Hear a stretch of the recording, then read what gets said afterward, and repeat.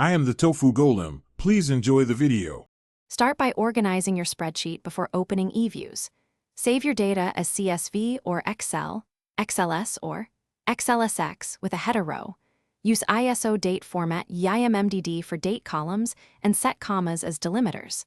Convert percentages and ratios to numeric values like 25 or 0. 25 so Eviews reads them correctly.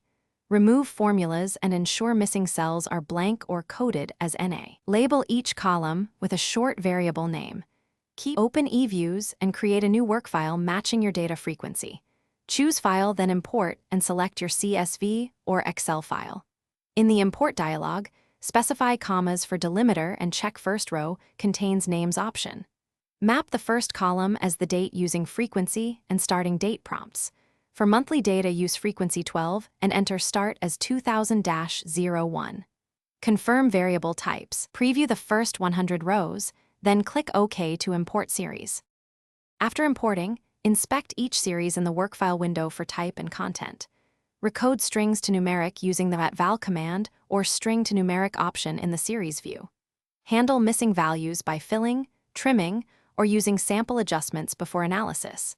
Convert wide data to long manually or with commands when panel structure is needed. Use Jenner to create new computed series and ensure dates align with the workfile sample. Save your workfile as a WF1 and export process data when needed.